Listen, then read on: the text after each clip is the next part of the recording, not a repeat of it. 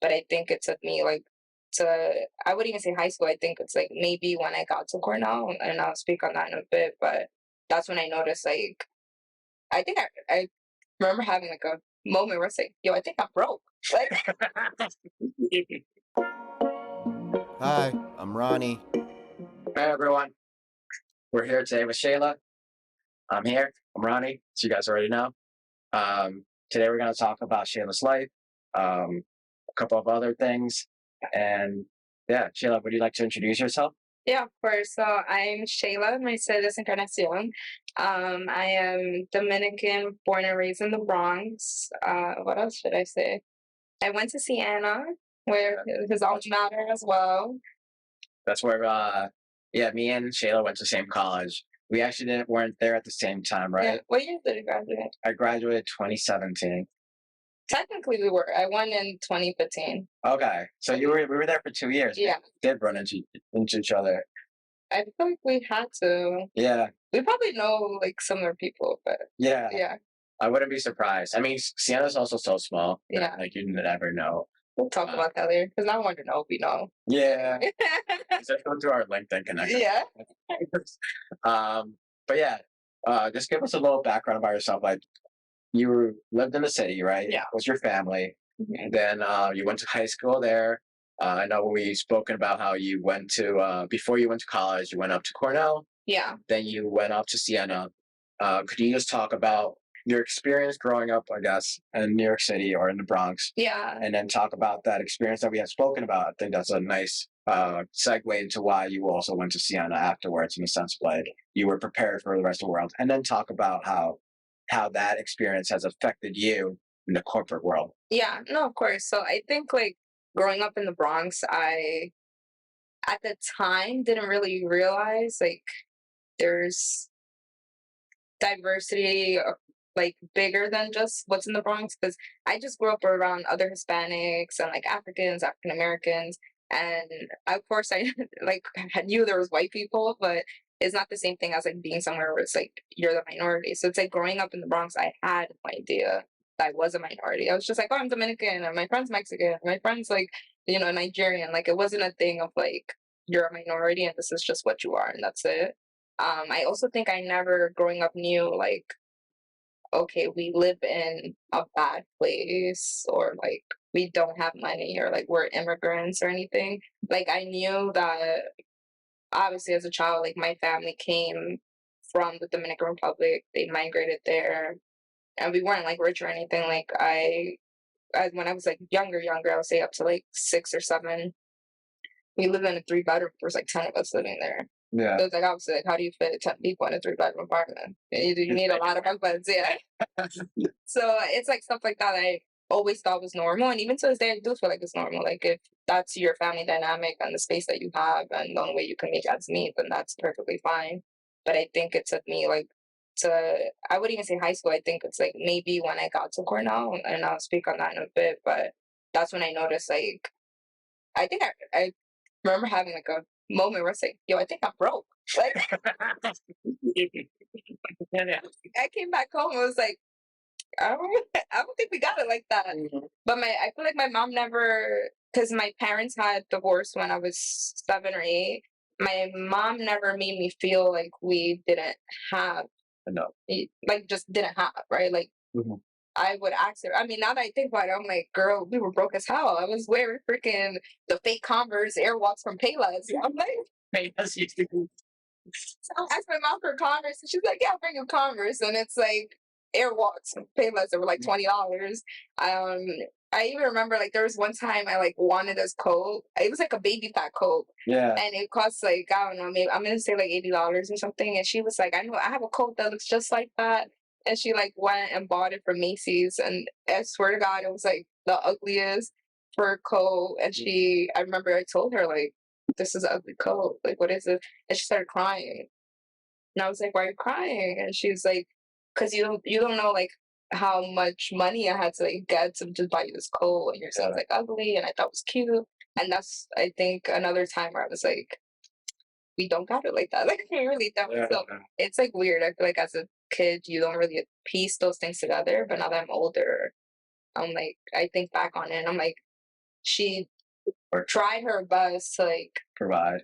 provide without us knowing that she was struggling. Yeah. Now I'm older, I'm like, girl, we was going through it, but I just didn't know. Like I didn't realize it. Yeah. Yeah. It's interesting because like it takes sometimes like stepping out of that circle or that bubble to realize like the things that you were actually going through. And it sounds like your mother tried her best to kind of like not like hide it, but like just like get you guys by. And it's also like Yeah. Like to be comfortable. yeah, Yeah. Because we were kids at the day. Like, what are you gonna tell kids? Like, hey, we didn't make rent this month. We're gonna be say to a child. yeah. Yeah. That's a good mom in the sense of like just being able to like be a mature way to dealing with the situation. Yeah. And you know, I feel like sometimes like it's kind of like the corporate America, like you kind of like your manager like leaks information from the top. Yeah. A good manager like keeps everything that's stressful Yeah. up and you don't hear it. Like Yeah, exactly. Like like it's a buffer basically. yeah, But she did do a good job at it, and I think that now that my brother and me are both older, like we give her the props, and we always tell her like we are where we are now because of you, and like I would even say like a lot of my family members are where they are now because of her. She was the first person in our family to go to college, and because I mean, not that she was okay. lucky, but in the sense that when they came from DR, she was 19. All her other siblings were like almost 30. Yeah. So she came at the perfect age where she was able to go to college. So she went to Hostos Community College. Okay. So she graduated with her associates there in accounting. Then she went to Lehman College, did her bachelor's in accounting. And then it's so funny. My she's a social worker. Yeah. So she Wow. studied accounting. She ended up being a social worker because she didn't know English. So no one would hire her as an accountant. So one of her friends had told her like, hey, in Westchester County, she worked at social work on White Plains, and one of her friends had told her, and this is back in the 80s, like, hey, they're hiring bilingual like social workers. If you want to Yeah. go there, you just need a degree. So that's literally where she got her job. She just stood there forever. She just retired in September, but That's yeah. a nice story. We might need to interview her too, actually. You should. She's like my mom's a vibe. She's Yeah. she's like me times 10. Oh really? Yeah. Oh god. Yeah, no, like she's a vibe. In a good way. Like Yeah, she's fucking Yeah. funny as hell. that's awesome that she was able to go to college. I feel like you hear a lot of stories where like it's too late for Yeah. what she got through. That must have been not just like awesome, but like helped her with her own growth Oh yeah, to be able to like raise you guys so well. yeah, I feel like a lot of times when like Hispanics or Dominicans come from like off the boat and like it's too deep Yeah. for them, they kind of bring a lot of like the issues or like they bring like this like unrealistic expectations, but also like they're just not as aware about the American Yeah. culture. No, I would agree. But it sounds like she just like assimilated. It was easier assimilation. Yeah, and it's definitely because she was the youngest for sure. Cause Yeah. like I know my aunts and uncles, they went to college in some shape or form in DR, Mhm. but it's like you come here, it's like Completely. they don't respect that, so it's like you Yeah. have to go do something. So all my uncles and my dad, they're all cab drivers, and then all my aunts, one of my aunts was a bus driver for like the New York City public system, Yeah. and then my other aunt, she was a hairdresser. So it's like I feel like they all did the typical Yeah. Dominican immigrant jobs. Like, okay, you're a cab driver, you do hair in the salon, Yeah. and my mom was the only one that Yeah. luckily was able to go to school because of her age and the perfect timing. And then she had like a desk job, office job. But I also think she like struggled with that because I feel like the rest of my family didn't understand. Her struggles.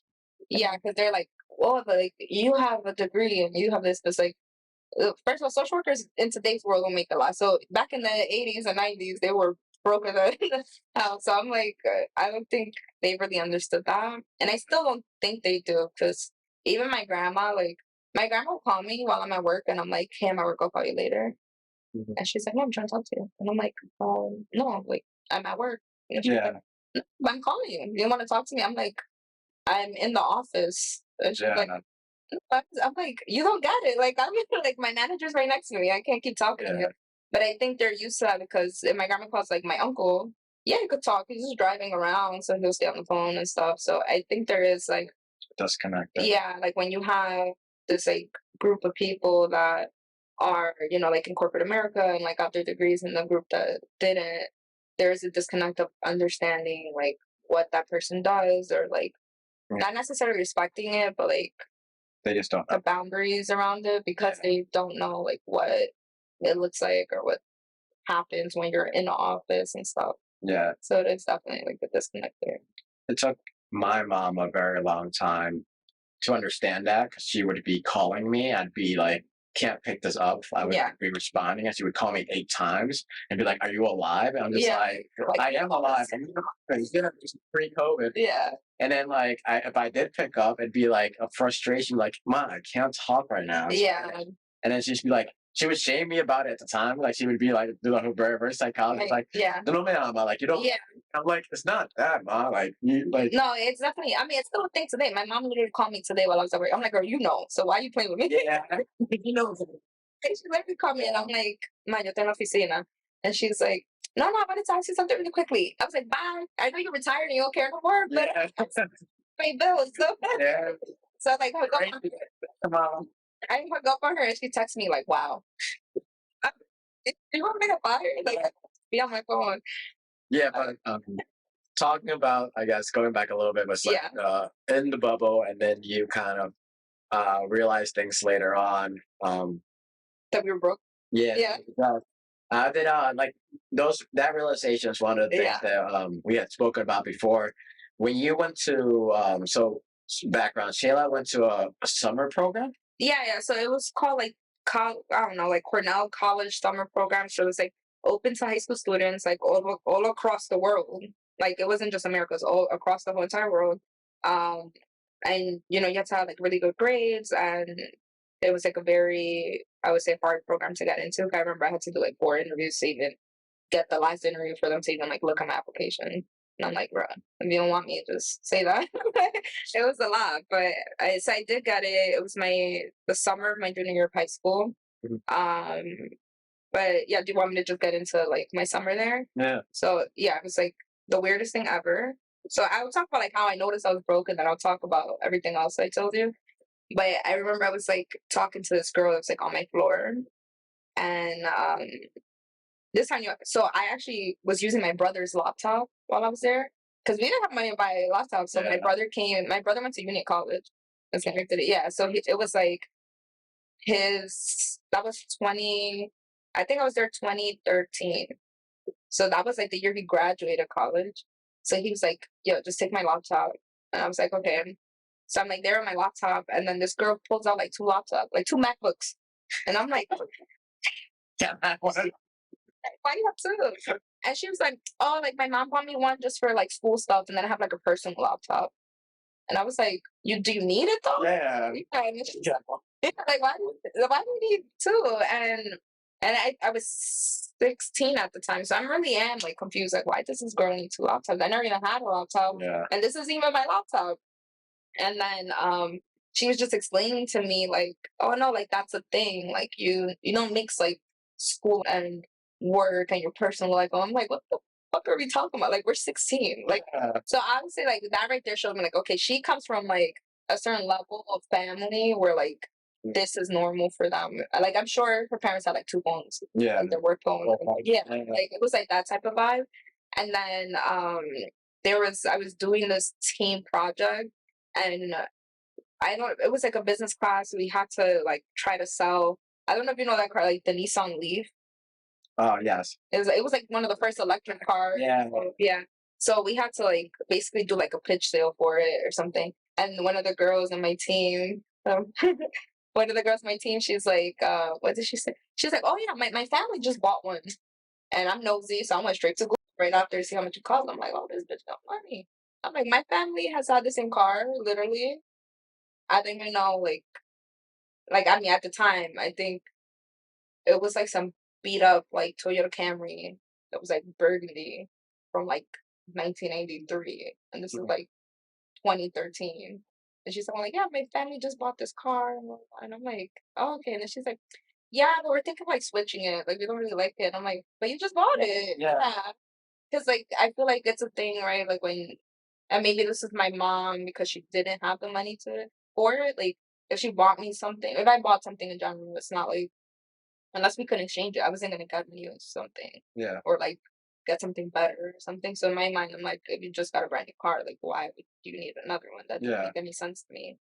So that was another time I noticed, and I think the third time was we obviously had like meal swipes, but our meal swipes are just meal swipes. That's it. It wasn't like how Siani have like bonus dollars and stuff. Yeah, you can buy more. Yeah, they didn't have that. Like it wasn't a plan that came with bonus dollars. It was just for meals at the dining hall. Yeah. But you can add a cash on your card if you wanted to just go buy stuff at random stores and stuff. And there was people that had like $800, $1,000, and my mom paid like $50 on that shit. So I'm like, why you I have? didn't have $800. Yeah, I'm like you're eating 3 meals a day. Like, what do you need? How much more do you need? Yeah, and they're like, no, like my mom puts like this much money like every week, whatever. I'm like, girl, my mom gave me $50 for the summer. Yeah. Yeah, so I feel like when I came home after that summer, I was like, yo, are we broke? Like, I told my mom, like, I'm like, hey, tell me the truth. Just tell me the truth. Don't say Yeah.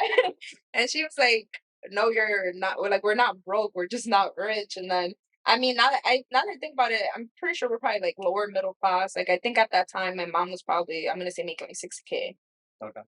So it wasn't broke, but when you have two kids, a kid that just came out of college, and then a kid that you're about to put in college in a year and a half, and I just had my C16, and I like we're Dominican, like there's no way in hell I wasn't having a C16. Yeah. And I'm my mom's only daughter, so I told her I didn't want a C16. She was like, "You're having a C16." Yeah. That's not for you. That's for me. Yeah, like she was like, "No," and I was like, "Okay." And she's but like I actually didn't find this out until I was like 21 or something.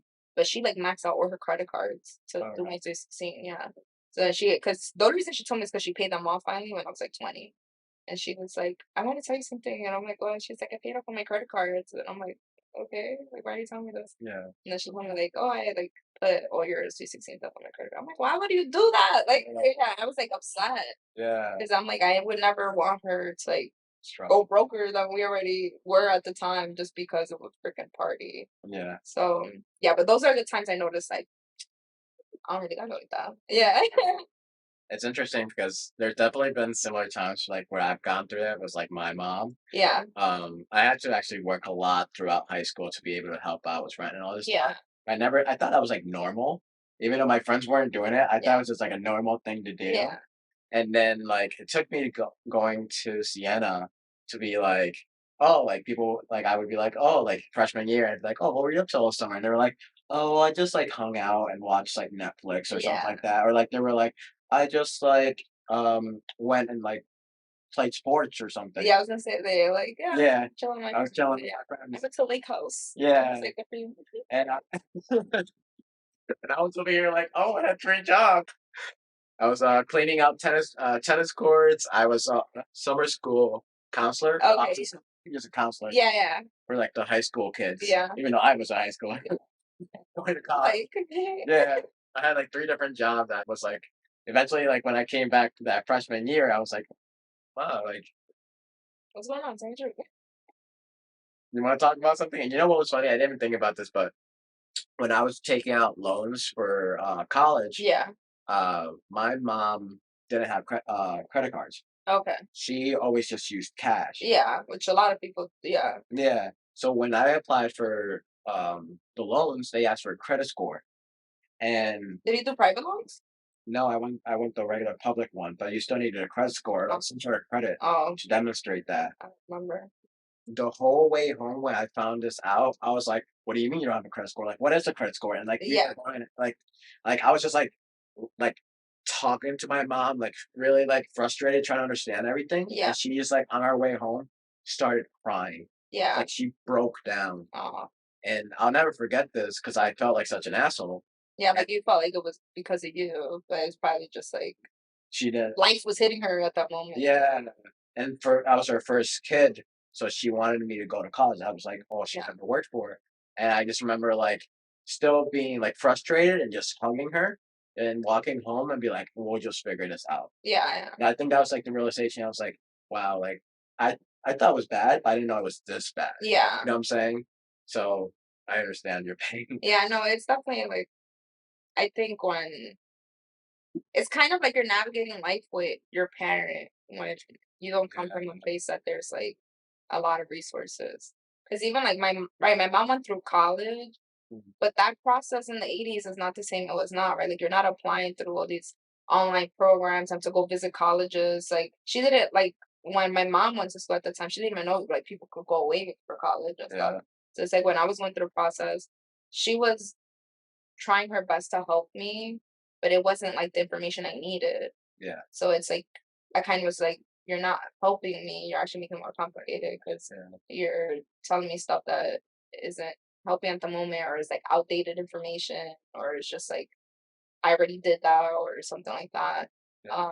So I kind of had to tell her that, and I felt bad about it because I felt like I felt like she was proud to use like the knowledge that she had about the college process to help me. Mm. But we figured it out. I kind of was just like, the best thing you could do is just take me to like CD schools, and like that would be like, The best. yeah. And I'm happy she did that because then through that, I was able to like help my friends too. Because my friends' parents were, I guess we could say, in a worse position than my mom. Yeah. So they couldn't take time off, so I'd take them to go see schools and stuff. So they would come with me and my mom whenever we go visit schools. So it was like a nice Bonding. Yeah, and I think it was nice for my mom to feel It's helping. like I'm helping all these kids to like go see this and experience it. Yeah. Yeah, because she drove us like all the way even to like Lemoyne, which is like That's 7, okay. yeah, it's like 7 hours away or something. So I think it was her. I give back to her. I got that. Yeah, Going, I guess back to the Cornell story, yeah, like that. Do you want to expand on that afterwards too? Like everything else that kind of happened there. yeah. How's that? The That's negativity. yeah, Can talk about it. So yeah, basically at Cornell was like I mentioned earlier, was like the first time I noticed I was like a minority, and it's because it was like super white, mhm, and it was super Asian too, but it wasn't like American Asian. It was like these were like rich ass kids from yeah, like China that like their parents were sending them away for the summer at Cornell. yeah, And when I say rich, like these girls had like Gucci shoes on and like LV bags. And I'm like, we're 16. I had a Payless book bag. I'm like, why do you need a Louis Vuitton bag to go to yeah, class? I didn't understand it. But so I feel like for me, it was like, I guess while I was at Cornell, I noticed like, one, I'm a minority. There's a shit ton of racism still out there, and like classism and all that stuff. I just didn't. You, I feel like I always heard about it. It sounded like a history book. Like it's like, oh yeah, racism happened. Like I'm okay. yeah, Like not now. So I went, and I guess I'll give the example that I told you about with like the group thing. hmm, So I was taking one business class, and we had to like put together groups, and the professor kind of just said like everyone could just go pick groups. I think it was groups of like I think 5 or something. And there was, I'm gonna say 2 or 3 minorities in the class. Everybody else was white. And this was a classroom of like 200 people. Like it wasn't like 30 kids or something. It was a really, really big class. Like we were in an auditorium. So I didn't think it was gonna be that hard or that complicated to just feel welcomed in a group. So like he said, everyone get up, get into groups, and then like this would be your team for like the group project. And then I got up, I went to like one group. They kind of were like, "Oh, we're full," and I'm like, "Okay, whatever." And then I went to another group, and then they were like, "Oh no, we're not looking for anyone." But I could obviously see there's only 4 people, so I'm like, "You obviously need someone else." And they're like, "No, we're fine." I'm like, "Okay." And then some white girl comes right after me, and it's like, "Hey, do you guys need someone?" And they're like, "Yeah, of course." I'm like, "Oh, you motherfuckers!" Like that was my face. I was like, "The fuck." hmm, So that was like the first time I noticed, and this was, I'm gonna say, the second or third day there. Yeah, because we got there on like a Friday, and then the weekend was like orientation, and then Monday was the first class. So this was the Tuesday of the class. It was the second day of class. yeah, Um, yeah, so that was definitely like the first time that I'm like, I since that was like the first time I guess went through racism, I didn't realize it. I was like, maybe they're friends. Like I was putting excuses right away in my own head, like, oh, right, maybe they know her, maybe they're friends with her, maybe I don't know, maybe they want to talk to her, she's pretty. I don't know. I was just like making things up in my head. And then I remember I was like walking away, and then in my head I'm like, nah, I think it's because I'm not white. Like that's what I was thinking in my head. And then I noticed it when, so I went to a professor, told him like I can't find a group. I walked around to a few different groups, and they're kind of just not with it. And then he like put me in a group that had like all the strays. So I went in the group, and then obviously throughout the next couple of weeks, we're like meeting with the group for the project. And I had this guy that was just wild. Like I swear if I ever see him, I'll probably slap him. I'm not gonna lie. Like Yeah, on the spot. yeah, like I'm not gonna say nothing. I'll just slap him. Like No, yeah, like like you deserve this shit. I'm not gonna lie. Hopefully he has changed as a person, but probably not. He's probably like a crazy Trump supporter or something. I don't know. But yeah, so basically there was like this one time where in the library we're working on the project, and he was just like insinuating stuff and saying stuff that I just felt like he was only saying to me because I was like the only visibly obviously like minority on the team. And also there was an Asian girl on the team, but like we talked about before, like Asians and like like Hispanics and Black people don't have the same type of stereotypes. Like no. yeah, like there's stereotypes to like you're smart and like all this stuff, and us it's like oh they're like in gangs and they get pregnant when they're 12 years old and like all this stuff. Like it's all bad. So he was asking me like if I got to the program because I got in with like the scholarship it's basically for minorities. Like you have to be, it literally says you have to be minority. It's only for like um Blacks, Hispanics, Native American, and Asian, and like Pacific Islander or something. So he was insinuating that because I'm obviously Hispanic, so he was like, "Oh, are you here because you got the scholarship or whatever?" And I was like, "No, I'm here because of my grades." And then when I said, I think I tried like coming back at him, and I was like, "How did you get here? Like, what's your GPA?" And then he said like 80 something, and I was like, "Well, mine is like a 97." Blah, blah, blah. And he was like still like not believing me. He's like, "Yours is not 97. You probably I know you're on scholarship, but like." And then he said something. He didn't say it like directly, but he kind of said like everyone here that looks like you is on the scholarship. Um, they just took a few times of us like arguing back and forth for him to like shut the fuck up. But even then, I feel like it was like a lot of tension. I felt like he was always like judging me, and he didn't think I was smart, and I think he didn't. He thought that because I was a minority, because he wouldn't trust my work. Like we would use like Google Docs to like do the projects, and you know how you could tell when someone it shows you when someone like edited your shit. Corrected or removed it. Yo, he would like delete sentences and like rewrite it, and I'm like, what the fuck? Yo, I swear I was slapping him. I swear, like I see him today. I'm thinking about it. I'm gonna say I'm like, it's my fucker. Yeah, but yeah, so I would like because you can only see it if you put like the editing. I mean, well, I don't know how it is now, but back then you could only see if you put like the editing thing on. Yeah. So like I would do it sometimes just to check, and then I would see like his freaking like blue color like all over my paragraphs, and it's like rewritten and everything because I would read it, and then I would just say like to myself like this is what I wrote, or like this sounds similar to what I wrote, but it's not what I wrote exactly. So I feel like certain things were happening like that, and then I'm like, yeah, you're acting iffy, my man.